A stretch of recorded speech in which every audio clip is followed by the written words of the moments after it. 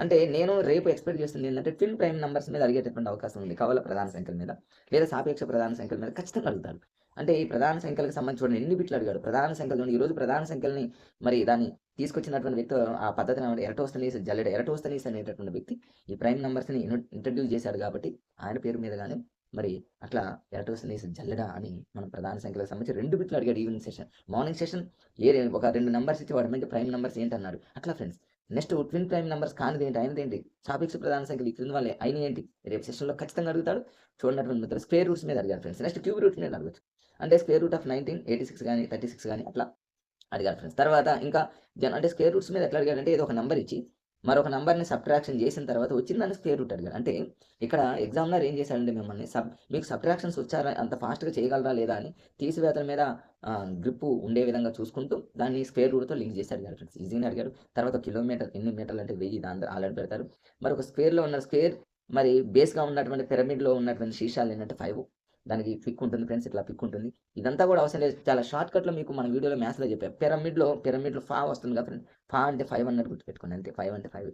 Pyramid యొక్క శీర్షాల సంఖ్య అంటే 5 అని గుర్తుపెట్టుకోండి అంతే. రేపు ఒకవేళ అడిగితే పిరమిడ్ దానిలో ఫా గుర్తుపెట్టుకొని 5 అని గుర్తుపెట్టుకోండి అయిపోతుంది. ఉన్న టైం చాలా తక్కువ కాబట్టి ఫ్రెండ్స్. తర్వాత 234తో ఒక నంబర్‌ని డివిజన్ చేస్తే వచ్చే మరి భాగఫలం ఎంత అన్నాడు. దీనికి పెద్ద కష్టపడిన దీన్ని డిజిటల్ సమ్‌తో చేయొచ్చు. వీటన్నిటిని యూనిట్ డిజిట్స్ అన్నింటిని యాడ్ చేసి దీన్ని కూడా యాడ్ చేసి చేయొచ్చు. లేదా ఈ 234ని మనకిచ్చిన 4 ఆప్షన్‌లో దేనితో మల్టిప్లై చేస్తే ఈ ఆన్సర్ వస్తుంది. అది కొన్ని లాజిక్‌లతో చేయాలి ఫ్రెండ్స్. ఇవన్నీ మన వీడియోలో ఉన్నాయి. చూడండి ఒకసారి ఫ్రెండ్స్. తర్వాత 11 యొక్క భాజనీయత సూత్రం, 12 యొక్క భాజనీయత సూత్రం రాలేదనుకోండి. 12ని ఎలా రాస్తాం ఫ్రెండ్స్? 3, 4 అలాగా రాస్తాం. 11 మరి భాజనీయత సూత్రం అంటే ఇలా ముగ్గు టైప్‌లో చేసుకొని చేస్తాము. డిఫరెన్స్ 0 కావచ్చు లేదా డిఫరెన్స్ వచ్చేటటువంటి డిఫరెంట్ అనేది 11తో డివిజన్ అయ్యేటటువంటిది 11 యొక్క భాజనీయత సూత్రం అని మనందరికీ తెలుసు. అట్లా చూసుకోండి ఫ్రెండ్స్. వాటి మీద బిట్లు అడుగుతున్నాడు. ఈరోజు ఇంకొక బిట్ అడిగాడు ఫ్రెండ్స్. అంటే ఎక్కువ శాతం నంబర్స్ అంటే పిల్లలకి మీరు ప్రైమరీ లెవెల్‌లో మీరు టీచ్ చేస్తారు కాబట్టి ప్రైమరీ లెవెల్‌కి సంబంధించిన పుస్తకాల నుంచి బిట్లు అడిగాడు తప్ప, ఒక రేంజ్‌లో అడిగేటటువంటి ప్రయత్నం చేయలేదు. అయినప్పటికీ టైం అనేది కొంచెం మనం చేసుకోవాలి.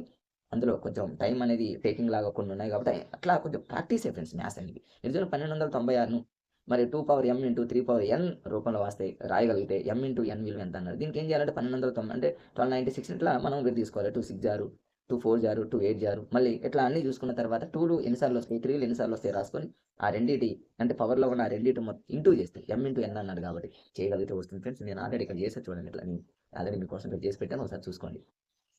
తర్వాత ఇంకా చూడండి 0.06 ఇంటూ 6 ఇంటూ 3.1 దాన్ని క్లోజ్ చేసేసి ప్లస్ 0.7 ఇంటూ 13 అన్నాడు. ఇదంతా చేసుకుంటూ పోవడం కష్టం. మరి దీనికి డిజిటల్ సమ్ అనేటటువంటి లాజిక్ ఉంది కదా ఫ్రెండ్స్. మన వీడియోలు చూడండి ఫ్రెండ్స్ ఒకసారి. ఖచ్చితంగా రేపు డీఎస్సీ ఖచ్చితంగా యూజ్ అవుతుంది. ఇంకా టెట్ కానటువంటి